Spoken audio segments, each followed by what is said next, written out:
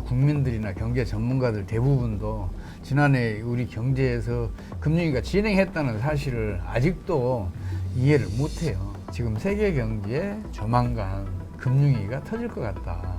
우리나라 경제도 덮칠 가능성이 높다. 아주 심각한 사태가 벌어질 수가 있다고 생각을 하는데,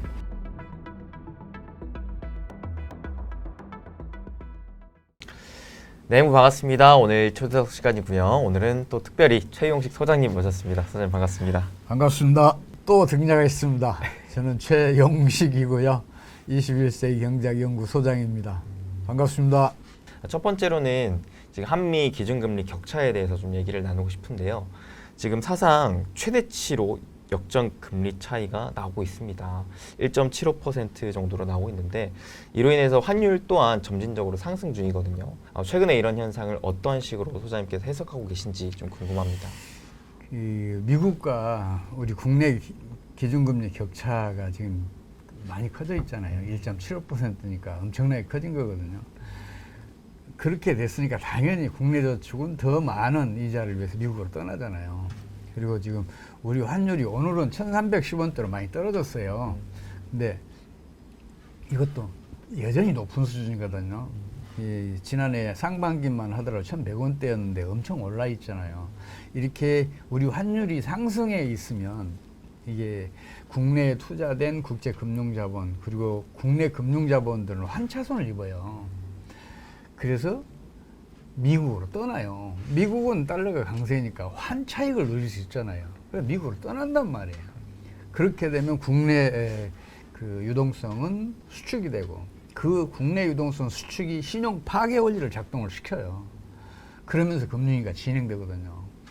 우리 국민들이나 경제 전문가들 대부분도 지난해 우리 경제에서 금융위기가 진행했다는 사실을 아직도 이해를 못해요.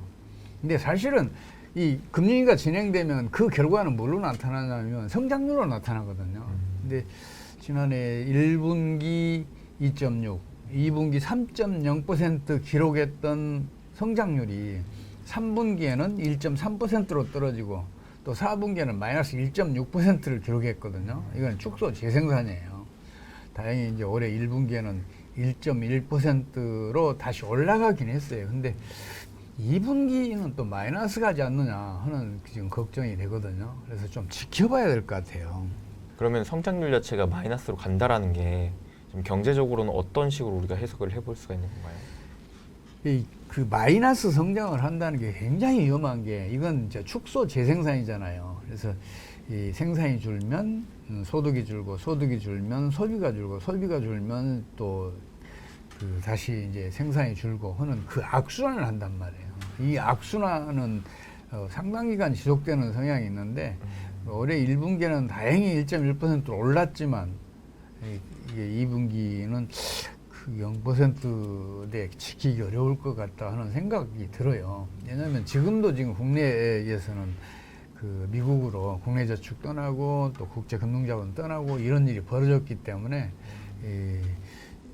국내 유동성이 수축됐고 거기에 따라서 신용 파괴 원리는 비록 물밑에서지만 가시적으로는 이제 안 나타나고 있는데 물밑에서지만 작동하고 있어서 경기를 계속 하강시키는 압력으로 지금 작용하고 있어요. 사실 그 성장 잠재력을 우리 국내 경제 전문가들은 보통 2%도 잘 안 된다고 얘기하는데 저는 5% 넘는다고 생각을 해요. 2021년도 그러니까 환율이 갑자기 상승해서 수출을 줄였던 지난해를 제외하고 2021년도 같은 경우는 경상수지 흑자가 4.9%였기 때문에 그만큼 추가로 우리가 소비해도 되잖아요. 성장률을 그만큼 높였어도 됐단 말이에요. 그러면 우리가 6, 7% 성장을 할 수 있었어요. 그걸 이제 못한 것이거든요. 근데 이제 우리가 그 잠재 성장률이 실질 성장률보다 높잖아요. 실질 성장률, 잠재 성장률에 못 미치면 이 잠재 성장률, 실질 성장률을 끌어올리는 역할을 해요.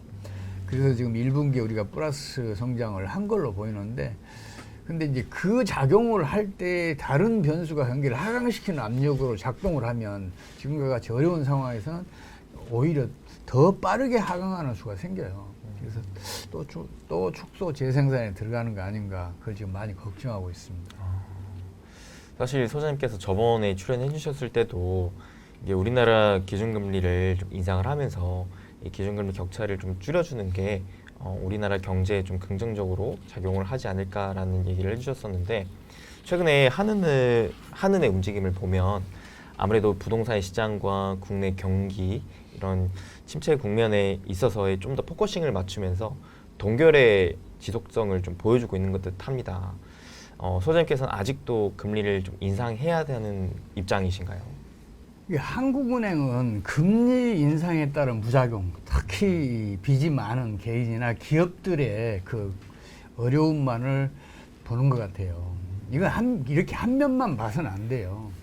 이 금리를 인상하지 않음으로써 일어나는 일들, 그러니까 미국과의 기준금리 격차가 커져서 국내 저축이 미국으로 이탈하고, 그리고 기준금리 격차가 우리나라 환율 상승을 초래해서 또 그 국내에 투자된 국제금융자본, 국내 금융자본들이 미국으로 빨려가는 그 영향으로 생기는 금융위기, 신용파괴원리 작동, 이것이 빚는 부작용도 함께 봐야 돼요. 그러니까 세상 일이라는 건 어느 한 면만 보면 반드시 실패를 해요. 수요를 봤으면 공급도 같이 봐야 되잖아요. 그와 마찬가지로 기준금리 인상했을 때의 악영향, 그리고 기준금리를 인상하지 않았을 때의 다른 또 부작용, 이걸 같이 보면 오히려 기준금리를 인상하지 않았을 때의 피해가 훨씬 커요. 그리고 그 피해는 못 사는 사람들이 가장 크게 당해요. 이제 경기가 부진해지잖아요. 그러면 그 해고를 당해도 꼭 못 사는 사람부터 당해요. 또 망해도 꼭 영세기업부터 망해요. 그리고 또 더 큰 타격을 입을 사람들이 빚 많고 또 그 경영수지가 좀 열악한 그런 개인들과 기업이에요. 영끌족들을 두고 보세요. 지금 금리 인상으로 해서 입을 피해보다 그거 하지 않음으로써 국내 경기가 하강하면서 그 사람들이 볼 피해가 훨씬 더 커질 거예요. 그래서 지금은 그러니까 사람이라는 게 자꾸만 그 눈앞에 닥친 고통을 피하려고만 해요. 그걸 극복하려고 그래야죠. 세상 일이라는 게 유리한 업적일수록 피와 인내와 땀을 요구하거든요. 그 피는 이제 희생을 의미하는데 이 세 가지를 요구하는데 이걸 지불해야 비로소 그 뛰어난 성과를 낼 수 있잖아요. 운동선수도 그렇고 국가 기업도 마찬가지고 기업도 마찬가지고 다 마찬가지란 말이에요. 그래서 이제 그런 것을 자꾸 회피하려고 그러니까 이제 국민들 눈치만 보고 그 경제 정책을 펼치려고 그러니까 제가 좀 답답한 그런 마음이 자꾸 들어요. 소장님께서 그 책에서도 그런 표현을 많이 써주셨지만 미국은 지금 내 이웃을 죽이는 정책을 쓰고 있다. 이제 고금리 정책을 계속 유지하고 있다라고 표현을 해주셨는데 최근에 시장에서는 오히려 미국의 금리 인하에 대한 기대감을 계속 가져가고 있거든요. 실제로 소장님께서도 미국이 앞으로는 기준금리 인하 쪽으로 방향성을 틀 것이라고 생각하시나요? 2019년도 그 미국의 경상수지 적자가 GDP의 2.2%였어요. 이거는 미국 경제가 감당할 수준이에요. 왜냐하면 그 국제 교역이 증가하잖아요. 통상적으로. 그러면 달러 수요도 그만큼 늘잖아요. 그리고 다른 나라 경제들이 성장하면서 외환보유 수요도 같이 증가를 해요. 그래서 국제 교역 증가에 따른 수요, 그리고 외환보유 수요 이런 것들이 있기 때문에 그 GDP의 2%대는 그렇게 위험하지 않아요. 경상수지 적자가. 근데 이제 이게 2020년도에는 2.9%로 증가했어요. 빠르게 증가했고 그때까지도 괜찮았는데 2021년도에 이게 3.6%로 증가해요. 이거는 미국 경제가 감당하기에는 좀 과다한 경상수지 적자예요. 그리고 지난해 2022년도에는 또 1,000억 달러가 추가로 증가하면서 약 한 9,500억 달러 정도? 이게 GDP의 3.7% 정도로 증가했거든요. 이걸 방치했으면 어떤 일이 벌어졌을 것인가를 한번 생각해 봐야 돼요. 그만큼의 외환이 매년 국제 금융시장에 달러가 공급됐다는 얘기 아니에요. 추가로. 그렇다면 달러 가치는 하락할 게 뻔했잖아요. 달러 가치가 하락을 하게 되면 미국에 투자된 국제 금융 자본들은 환차손을 입어요. 그럼 그 환차손을 피하기 위해서 국제 금융 자본들은 미국을 떠나요. 그럼 당연히 미국 내 그 유동성은 축소되고 그 유동성 축소가 신용 파괴원리 작동을 시킨단 말이에요.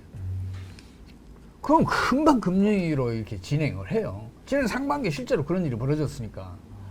그걸 막기 위해서 지금도 여전히 고금리 정책을 펼치고 있고, 그래서 강달러 현상이 나타나는 거고, 그 덕분에 미국은 지난해 하반기에 그래도 비교적 그 성장률이 높았어요. 이게 경기 호조를 보였죠. 그뿐만 아니라 유동성이 풍부해지니까 금방 그 무너질 것 같던 미국 그 주식시장, 부동산 시장, 이게 오히려 더 그 주시장 같은 경우에는 다시 살아났잖아요. 약간이지만. 네, 그리고 부동산 시장도 위험하다 하면서도 거품이 잔뜩 껴있다는 얘기를 들으면서도 유지를 해왔어요. 근데 이제 올해 그 실버게이트, 또 실리콘밸리, 또 그다음에 퍼스트 리퍼블릭, 이게 연달아 그 은행들이 파산하면서 금리가 진행하면서 다시 이제 경기가 올해 1분기 지금 마이너스 1.1% 성장했을 거예요, 미국이. 경기가 다시 하강했어요. 그래서 지금 이게 진행되면 어디에선가 트리거가 하나 터져요. 실버게이트라는 540억짜리 아주 조그만, 자산이 540억짜리인 조그만 캐피탈이 도산하니까 바로 연달아 이 유동성 위기가 전 금융위기가 퍼질 뻔 했잖아요. 다행히 미국 그 연준이 그 신속하게 거기에 이제 대응을 했고, 미국 재무부도 예금 전액 보장이라는 뭐 특단의 대책을 발표하면서 뱅크런이 다른 은행들로 전염되는 걸 막았지만 신용 파괴 원리 작동은 못 막았어요. 아까 말씀드렸던 이 세 개의 그 은행의 자산이 그 3,340억 달러잖아요. 네. 이건 미국 그 본원통화의 한 6% 정도 돼요. 그게 경제 순환 일시적으로 이탈했잖아요. 그럼 그만큼 유동성 수축됐으니까 신용 파괴가 작동할 거 아니에요. 그래서 지금 우리 1분기 지금 미국은 마이너스 1.1% 성장한 것 같아요. 2분기도 마이너스 성장할 가능성이 높아요. 이렇게 경기가 부진해지잖아요. 그러면 반드시 어디에선가 문제가 생겨요. 그 트리거가 어디서 터질지, 어떤 형태로 터질지, 또 언제 터질지, 그거는 가늠하기가 어려운데 조금 터질 것 같아요. 그게 언제냐인데 저는 이제 한 6, 7월경에 터지지 않을까 싶은 생각을 하고 있어요. 올해요? 네, 6, 7월경에 7월이 가능성이 높은데, 설령 트리거가 터지지 않더라도 연말쯤 가면 미국 주식시장부터 문제가 생길 것 같아요. 다우지수가 지금 심리적인 저지선을 3만이라고 보고 있는데 3만이 무너지면 대책 없이 밑거름을 타지 않을까, 그렇게 우려하고 있어요. 근데 이제 문제는 뭐냐면 그런 상황에서 미국이 과연 금리 인상을 멈출 수 있을 것이냐, 그쵸. 그리고 오히려 금리를 인하할 것이냐, 이게 이제 물어보시는 요지니까 저는 그거 부정적으로 봐요. 금리를 인하하는 즉시 미국 달러는 약세로 돌아서요. 미국 달러가 약세로 돌아서는 순간 미국에 투자된 국제 금융자본들은 환차선을 입어요. 그럼 뭐 여지없이 국제 금융자본들은 미국을 떠나고, 그렇게 되면 유동성이 수축되면서 신용파괴를 작동을 시켜요. 이걸 미국 연준이나 미국 재무부가 모를 리가 없다고 저는 봐요. 그 사람들은 이론에 얽매인 사람들이 아니에요. 대단히 실증적이에요. 과거에 이런 일이 벌어졌다, 따라서 이렇게 가야 한다고 판단하는 사람들이지 이론적으로만 접근하지 않아요. 그게 저는 참 부러워요. 이 경제 병력에서도 그 임상 사례가 굉장히 중요하거든요. 임상 사례에서 그 경제 질병이 전개되는 과정, 이런 경제 원리, 이런 것들을 추론할 수도 있지만 그걸 봐야 어느 수준이 위험한지를 알 수가 있거든요. 임상 사례에 대한 연구가 필수적인데 제가 이 책을 쓰면서 그걸 못 썼어요. 이제 그 소위 경제 병력이 일반 원리는 비교적 충실하게 쓰여져 있으니까 저는 이 책을 쓰면서 그랬거든요. 이 원리만 잘 알아도, 잘 습득해도 누구나 경제 위기, 금융위기 혹은 경제 파국을 예측할 수 있도록 하겠다고 썼어요. 지금도 그는 자신하는데 물론 이제 임상 수련이 좀 필요하긴 하지만 또 그렇게 이제 저는 보고 있는데 그 원리에 따르면 지금 상황이 위험하다는 거예요. 그래서 미국이 기준금리 인상 못한다. 이제 미국에서는 경제 병력은 몰라요. 현재 경제학에는 경제 병력이 없어요. 그 모르지만 그 사람들은 귀신같이 아주 적절한 정책을 제때 잘 써요. 이게 그런 거 보면서 이론이 중요한 게 아니고 실증적인 경험 중요하구나. 그 미국이 재무장관이나 연준 의장을 현장 경험이 있는 사람을 기용하는 이유가 거기에 있구나. 미국은 그 경제 관료가 그 재무부 장관 했거나 연준 그 직원이 그 연준 총재한 사례가 하나도 없어요. 그 사람들은 현장에 가서 공부를 하지 않았으니까, 배우지 않았으니까. 이제 그런 게 참 부럽기도 해요. 그러면 이게 미국의 금리 인하 없이 추가적인 인상이 나온다고 하면 우리나라는 여전히 동결 움직임이 있는 상황인데 이 한미 기준금리 격차가 더 벌어질 수도 있겠네요. 그게 가장 큰 문제라니까요. 자꾸 한국은행은 이제 부채 많은 개인과 기업들의 피해만 생각을 해요. 그래서는 안 돼요. 국가 경제를 먼저 생각을 해야죠. 기준금리 격차가 커지면 국내 저축 미국으로 빨려가고 또 우리 그 원화 환율이 상승하면서 또 국내 투자된 국제 금융자본, 국내 금융자본 미국으로 떠나잖아요. 그러면 유동성이 수축되면서 경기가 급격히 하강하잖아요. 금융이 진행하고. 거기에 따른 피해도 같이 봐야 되는데 자꾸 한쪽만 보니까 지금 그걸 못하고 있어서 좀 답답한데, 다만 이제 최근에 한국은행이 그 환율 상승이 수출에는 긍정적인 영향을 끼치는 건 아닌 것 같다는 얘기를 한국은행 총재가 하더라고요. 그래서 야, 그렇게만 좀 제발 그렇게 되라. 지금 우리 경상수지가 그 3월에 흑자로 돌아섰어요. 아주 적은 규모지만 2.9억 달러인가 그럴 거예요. 그 흑자로 돌아서 나서 이제 그만큼의 이제 외환이 국내 금융시장에 추가로 투입된다는 얘기 아니에요. 그리고 한국은행에서 이제 물론 재무 국제경제국이 이제 관리를 하지만 한국은행에서 환율 방어를 공격적으로만 하지 않으면 환율은 점진적으로 하락할 것이고, 환율이 하락하잖아요. 그러면 외국 자본들은 물론 외국으로 떠났던 국내 금융 자본들이 국내로 돌아오면 환차익을 누릴 수 있어요. 그럼 미국으로 떠났던 그 금융 자본들이 국내에 들어오면 국내 경기가 활성화된단 말이에요. 금융 자본이라는 게 뭐예요? 과거에 축적된 소득들이잖아요. 그 해외로 떠났던 그 축적된 소득이 국내에 들어오면 당연히 내수는 활성화될 거 아니에요. 경기는 상승한단 말이에요. 그래서 앞으로 혹시라도 미국에서든 어느 나라에선 금융위기가 터지면 그게 세계적으로 전염돼서 국내 경제를 덮치더라도 체력이 좀 튼튼해져 있으면 웬만한 병은 좀 잘 견뎌내잖아요. 그렇죠. 성장률이 좀 높여지면 세계적인 금리가 덮쳐오더라도 우리 경제가 그래도 잘 버텨낼 수 있겠다 하는 기대를 지금 하고 있어요. 이게 한국은행이 발상의 전환을 한 게 참 너무 반가운 거예요, 저는. 그래도 좀 다행이네요. 근데 한편으로는 그 지금 미국의 상황이 참 걱정이 되는데, 최근에 물론 뭐 가능성은 낮겠지만 지금 미국 부채 한도 협상 지연에 따른 미국 디폴트 우려까지도 나오고 있는 상황이거든요. 이게 소장님께서 보셨을 때 진짜 현실 가능성 있는 얘기인지, 만약에 이 디폴트가 나온다면 우리나라 경제가 어떻게 되는지 이게 좀 궁금합니다. 국가 부채가 과다해지잖아요. 그러면 정권도 망하고 나라도 망해요. 이게 이제 역사적인 경험이거든요.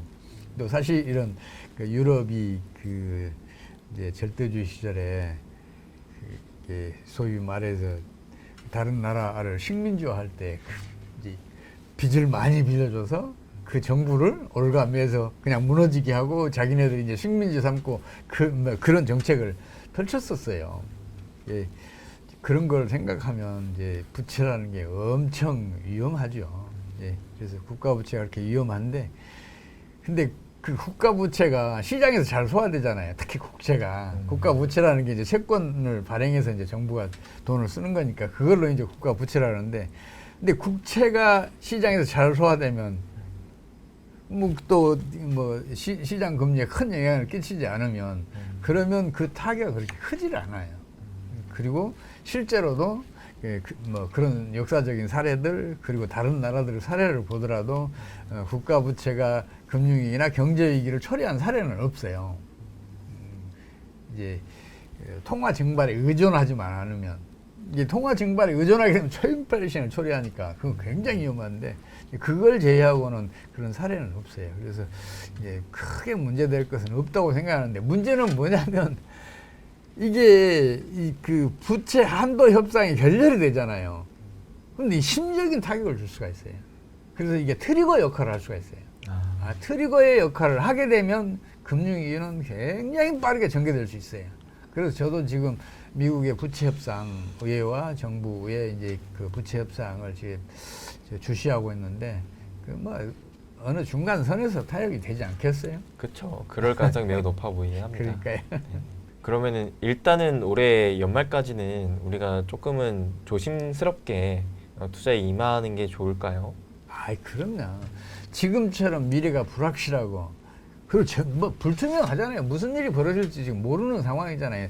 미국에서 이런 일 터지고 저런 일 터지고 있는데 어떻게 땜빵식으로 잘 버텨나가고 있는데 이게 이제 그거 땜빵이 안 되는 경우가 터질 수도 있잖아요. 이렇게 어려운 상황일 때는 경제 활동, 투자 활동 모두 다 최대한 신중하게 그리고 수비적으로 하는 게 좋죠. 근데 솔직히 많은 분들이 내가 이렇게 경제 막 망한다고 이게 막 힘들어진다고 해가지고 내가 이 투자 활동을 수비적으로 했는데 웬걸 올해 주식시장이 너무 좋더라. 부동산 시장도 뭐 더 폭락할 것 같이 얘기하더니 더 막 좋더라. 이런 분들이 또 계시거든요. 그러면서 참 사람이 그래요. 예. 이게 빠질 때 내 자산이 예. 손해 보는 거는 뭐 그러려니 하는데 오히려 올라갈 때 그거를 못 잡은 거에 대해서 되게 아쉬워하는 분들이 많으세요. 제가 극단적인 사례를 하나 말씀드리려고 찾는데 잘 안 보이네. 잠깐만요. 제가 숫자를 기억을 잘 못해요. 그래서 이거 여기 있다. 그러니까 파국적인 상황이 전개되기 전에는 그 주가 변동 폭이 훨씬 커요. 상승도 크게 상승하고 또 하강도 이제 크게 하강하고 그래요. 이제 극단적인 사례가 이제 대공황 때잖아요. 네. 그러니까 대공황 때 그 1929년 9월 3일 날 다우지수가 381까지 상승해요. 그리고 이제 50일도 지나지 않아서 10월 21일에는 이게 320으로 떨어지고 그래서 또 등락을 해요. 그러다가 11월 23일에는 198까지 떨어져요. 그리고 이제 1930년 4월, 그러니까 5개월 만에 이게 다시 294까지 올라가요. 엄청 이게 심해요. 천고점 거의 비싸게 갔잖아요. 근데 이제 바로 이제 떨어지기 시작해서 1932년 7월 9일에는 42까지 추락해요. 거기서는 이제 계속 미끄럼탄 거예요. 물론 지금은 이제 정책 당국이 미국 연준이나 미국 재무부가 주식시장과 국내 경기의 상관관계에 대해서는 면밀하게 이미 검증을 해놨어요. 그래서 주식시장이 무너지면 바로 금리가 진행되고 신용 파고지도 작동을 하고 그러면서 경기는 급격하게 후퇴한다는 걸 알아요. 그래서 항상 주가가 급락할 때는 즉각적인 대응을 해요. 우리나라 반도체, 2차 전지 이런 공장 중에 최첨단 공정은 우리나라 쪽으로 짓는 게 보조금 따위 받지 않고 우리나라 쪽으로 짓는 게 좋다라는 식으로 표현을 해주셨는데 여기에 그 얘기를 들었는지 정부가 세공제택을 과감하게 또 쏴주면서 우리나라 대기업들이 우리나라 쪽에 공장을 짓기로 결정을 했습니다. 이런 현상 잘한 거게 맞겠죠? 그럼요. 이 세계사적으로 보면 그러니까 이제 해외 기업 그리고 국제 자본들 국내 유치를 한 나라들은 경제 번영을 누렸어요. 그거 당연한 거 아니에요.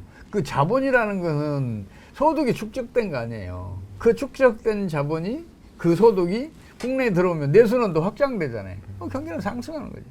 반대로 해외 투자 열심인 나라들 그 나라는 반드시 쇠락의 길을 걸었어요. 이거는 한 번도 여유가 없더라고요. 제가 연구한 바에 따르면. 아, 그래요? 그래서 이제 해외의 그 기업들, 저 국제 금융자본들 국내 유치는 그만큼 중요해요. 우리나라는 그동안에 반대의 길을 걸었죠. 국내 금융자본들, 특히 경상수지 흑자본을 환율 방어한다고 해외 유출을 자꾸 유도했어요. 그러니까 국내 경기가 지금처럼 어려운 거예요. 지금이라도 그 정책 방향이 바뀌었으니까 앞으로도 더 그 방향으로 가는 게 바람직할 것 같아요. 그래서 굉장히 저는 바람직하게 보고 있습니다. 그런데 최근에 사실 우리나라 이 증시 쪽에 봤을 때 또 큰 악재가 하나가 터졌었거든요. SG 사태 이게 터졌었는데 이게 B2가 조금 꺼졌다고 보긴 하겠지만 그래도 여전히 신용적인 부담이 너무 좀 큰 상황인 것 같습니다. 사실 소장님께서도 경제 병리학적인 측면에서 가장 크게 걱정을 하시는 게 이 신용 파괴 원리잖아요. 사실은 우리나라 경제가 지금처럼 어려워진 거는 가계부채 문제 때문이에요. 이게 가계부채가 사회적 이슈로 등장한 게 2000년대 초인데 당시 우리나라 가계부채 비율의 GDP 대비 비율이 40% 약간 넘었어요. 아주 낮은 수준이었단 말이에요. 근데 그게 가계부채 문제가 국가 경제에 큰 폐해를 입을 것처럼 이제 사회적 이슈로 등장하니까 정책 당국이 그 이제 가계부채 문제 해소한다고 강력하게 가계 신용을 통제를 해요. 그래서 0%대 증가율로 그냥 억제를 했다고요. 근데 얘들도 잘 크려면 혈액이 그만큼 증가해야 되잖아요. 경제도 잘 성장하려면 유동성이 그만큼 충분히 공급돼야 되는데 이 가계 부채, 다른 말로는 가계 신용이에요. 이거는 이제 한국은행이 발표하는 경제 지표에 이렇게 나와 있어요. 가계 신용이라고 나와 있어요. 이게 이제 가계 부채란 말이에요. 근데 이 가계 신용도 통화의 역할을 해요. 그러니까 그것도 충분히 공급이 돼야 된단 말이에요. 근데 억제했으니까 당연히 경기는 하강하죠. 그러면 어떤 일이 벌어지겠어요? 가계 신용을 억제하니까 돈이 갈 데가 없잖아요. 어디로 가요? 부동산 시장으로 간 거 아니에요. 그래서 2005년, 2006년, 2007년도에 투기 열풍이 강력하게 불었잖아요. 그 다음에 어떤 일이 벌어지겠어요? 저축을 충분히 해야 집을 살 수 있는 사람들이 큰 빚을 지고서라도 이제 집을 살 수밖에 없는 상황이 되잖아요. 너무 가격이 폭등을 하고 있으니까. 저축을 2, 3년 더 해봐야 따라갈 수 없으니까. 그래서 결국은 2007년도 말에는 우리나라 가계부채 비율이 70%로 올라가요. 그러니까 가계부채 비율을 억제한다는 정책이 가계부채 비율을 그렇게 키운 거 아니에요. 그렇다고 해서 가계부채 비율이 높은 게 나쁘다는 얘기는 아니에요. 가계부채 비율이 높은 나라들은요, 대체적으로 국민소득이 높고 경제도 안정적이고 성장을 잘하고 있는 나라들이에요. 심지어 네덜란드 이런 등등 나라들은 지금 가계부채 비율이 145%를 넘었어요. 미국도 100% 넘어 있고, 지금 우리나라가 지금 현재 지난해 말까지 80% 수준이에요. 80% 초반대 수준인데 그 나라에 비해서는 가계부채 비율이 훨씬 낮잖아요. 심각한 문제가 아니란 말이에요. 더 중요한 문제는 가계부채 비율이 높은 나라일수록 소득도 높고 안정적인 성장을 한다는 사실이에요. 제가 이거 강조해서 말씀드리는 이유가 제발 가계부채 여기에 관심 좀 끄라는 얘기예요. 왜 그러겠어요? 생각을 해봐요. 은행은 1000억 달러를 한 기업에 대출해 주는 게 이익이겠어요? 아니면 1억 원씩 1000개 가게에 대출해 주는 게 이익이겠어요? 비용이 비교가 안 되잖아요. 부실이 나더라도 1000억 원을 한 기업에 대출해 준 건 쉽게 법률적인 대응을 할 수가 있는데 1억씩 1000 가구에 대출해 줬는데 그 중에 한 100개만 이 부실이 돼봐요. 그 법률적인 대응이 얼마나 어려운데. 그러니까 은행은 기업 대출로 충분히 해준 다음에 남으면, 그러니까 부실 기업 빼고, 네. 경영수지가 나쁜 기업 빼고, 경영수지가 좋은 기업에 충분히 대출해준 다음에 가계에 대출을 해주게 돼 있어요. 이 얘기는 무슨 얘기냐? 자본 축적이 그만큼 충분하다는 얘기고, 자본 축적이 충분하다는 이야기는 그만큼 성장이 그만큼 많이 되고 있다. 국민소득이 높다. 이걸 지금 뭐 얘기한단 말이에요. 그 자본 축적 많은 게 나쁜 거예요, 좋은 거예요? 가계부채 비율이 높은 건 아주 바람직한 일이라니까요. 물론 이제 국내 경기가 장기간 부진하니까 가계부채 때문이야 하고 그 피해 이제 책임을 피해갈 수는 있겠죠. 그걸 내세워서. 근데 그러면 안 돼요. 사실 근본적인 문제는 따로 있는데. 아, 그럼요. 항상 모든 문제는 근원으로 찾아가야 돼요.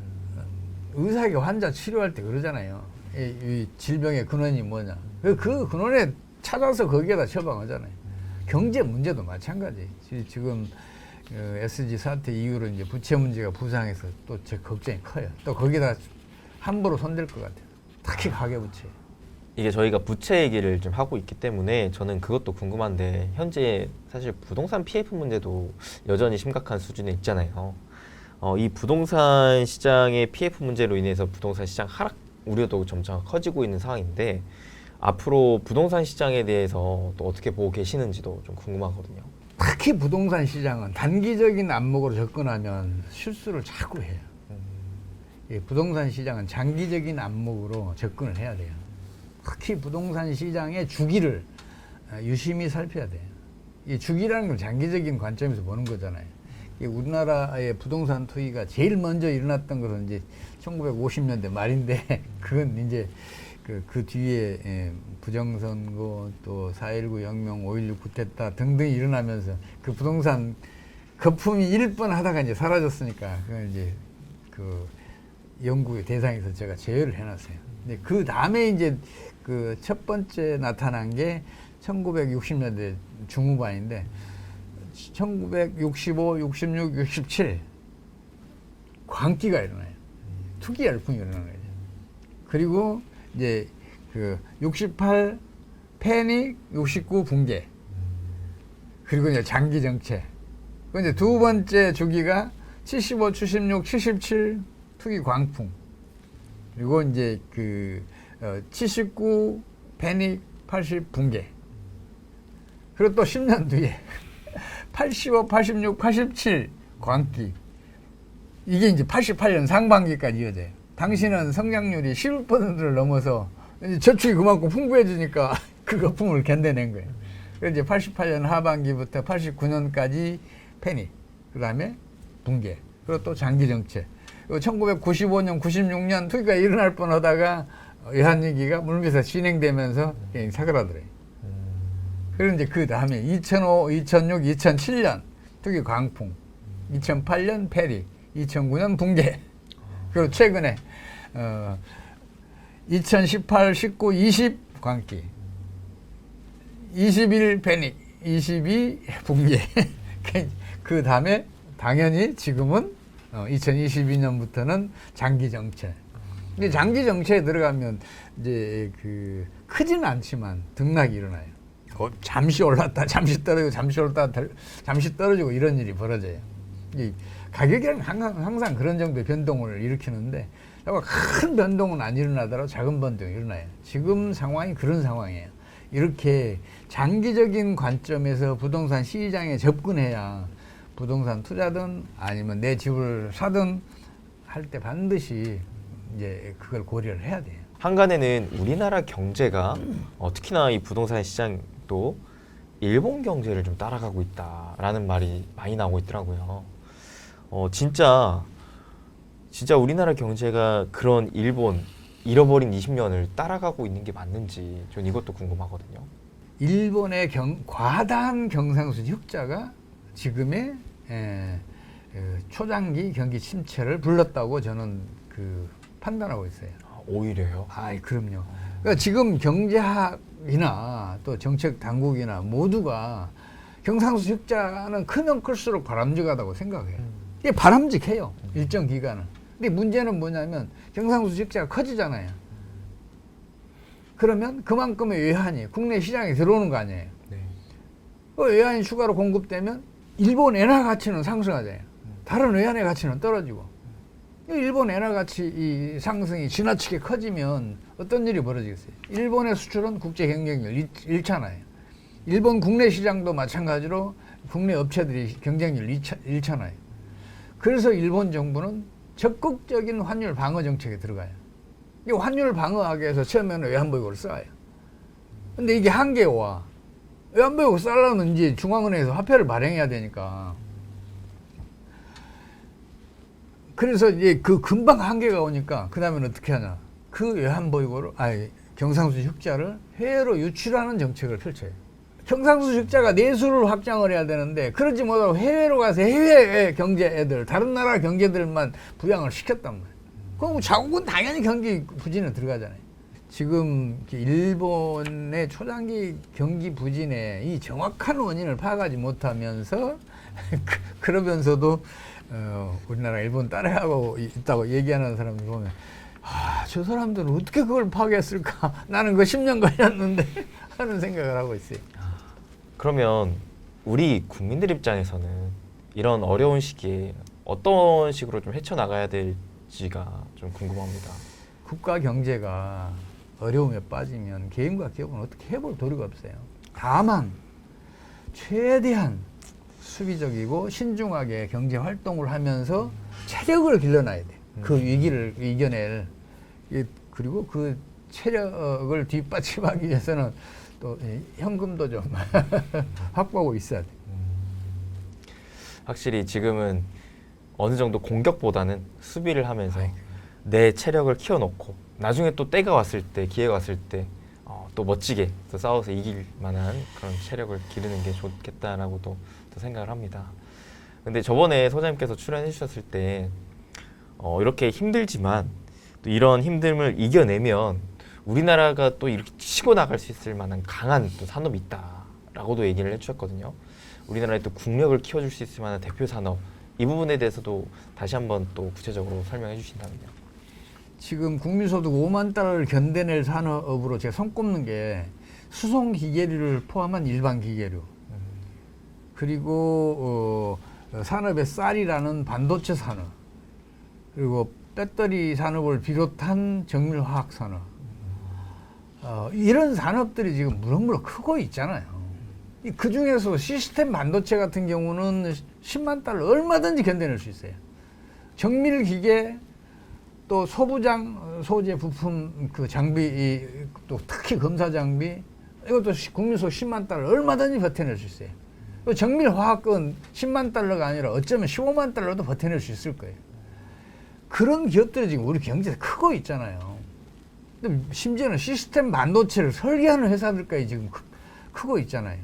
우리 경제 미래는 엄청 밝아요. 그뿐만 아니라 문화와 산업은 상승작용을 하잖아요. 우리 한류는 지금 세계적인 각광을 받고 있잖아요. 이 문화라는 것은 잘 사는 나라에서 못 사는 나라로 흘러가는 게 정상인데, 잘 사는 나라가 부러우니까 그 문화를 이제 못 사는 나라가 본받는 거 아니에요. 그래서 문화는 이제 반대로 이제 흘러가게 되는데, 우리나라보다 훨씬 잘 사는 나라로 지금 한류를 수출하고 있잖아요. 맞습니다. 그 얘기는 우리 문화의 힘은 지금 그 일반적인 힘보다 지금 2배 이상 강하다는 얘기 아니에요. 이 산업과 문화가 상승작용을 하는 이 상황에서 한류가 이렇게 각광을 받고 있으면 다른 산업들도 충분히 지금 성장을 해야 한단 말이에요. 그걸 지금 못하고 있는 게 저는 이제 경제정책, 특히 환율 상승이 수출을 증가시킨다는 그 잘못된 믿음으로부터 출발한 이제 경제 정책들이 지금 현재 우리 경제난을 초래하고 있다고 저는 보고 있어요. 그래서 환율의 점진적인 하락만 용인한다면 우리 경제의 미래는 엄청 밝아요. 저는 5년 이내 이번 금융위기만 잘 이제 극복한다면 5년 이내에 국민소득 5만 달러, 6만 달러 갈 수 있다고 봐요. 그리고 그 5년 후에는 10만 달러 넘을 수 있다고 봐요. 우리 경제의 체력은 그만큼 뛰어나고 체력뿐만 아니라 여러 가지 면에서 뛰어나요. 저는 그렇게 믿고 있어요. 마지막으로 혹시 또 우리 시청자분들께 또 한마디 해주신다면요. 저는 경제학을 배우면서 제일 이상했던 게 경제학에 경제 병약이 없지. 경제학은 경제체를 유기체로 간주하는데 사람처럼 뛰어난 그 유기체에는 병리학이 훨씬 깊게 더 넓게 발달해 있는데 왜 경제학에는 병리학이 없을까 이런 의문을 가졌었고 그걸 바탕으로 이제 경제 병리학을 수립을 했어요. 근데 관심을 가진 건 한 20년 전부터 관심을 가졌는데 돌파구가 마련이 안 되는 거예요. 뭔가 그 돌파구가 있어야 그 돌파구를 통해서 경제 병리학을 수립할 수 있는데 그게 안 됐었는데 다행히 한 10여 년 전에 그 돌파구가 보이기 시작해서 경제 병리학을 수립한 지가 한 10년 됐어요. 근데 그 경제 병리학으로 진단했더니 지금 세계 경제에 조만간 금융위기가 터질 것 같다. 그게 어느 나라일지 언제일지 어디에서일지 모르지만 분명히 터진다. 이렇게 진단을 하고 있고요. 어쩌면 가능성이 가장 높은 거는 미국이다. 미국은 그동안 고금리 강달러 정책으로 다른 나라에 투자된 국제 금융자본들을 끌어들이고 다른 나라의 국내 저축을 끌어들여서 유동성을 풍부하게 했는데 이제는 그 재원이 말랐다. 따라서 미국은 조만간 유동성 위기에 빠질 수밖에 없다. 신용 수축이 일어날 수밖에 없다 이렇게 믿고 있어요. 그래서 미국에서 만약 금융위기가 덮치면 우리나라 경제도 덮칠 가능성이 높다. 아주 심각한 사태가 벌어질 수가 있다고 생각을 하는데 저건 어떤 위기든 어떤 파국이든 미리 그 파악을 하고 대처를 하면 그걸 피해를 최소화할 수 있잖아요. 그래서 이제 여러분들께서도 그 미리미리 그런 사태에 대비를 하시면 좋겠다. 이런 생각에 제가 지금 이것저것 불려다니면서 열심히 지금 설파하고 있습니다. 제발 그래주길 바랍니다. 여러분들이 잘 돼야 국가도 잘 됩니다. 감사합니다. 네, 오늘 이렇게 최용식 소장님 모시고 다양한 사이트 들어봤습니다. 우리 여러분들도 이번에 위기를 잘 극복하고 이겨내서 다가올 기회의 또 승자가 되셨으면 좋겠습니다. 함께 여러분 응원하면서 인사드리도록 하겠습니다. 여러분 행복되세요.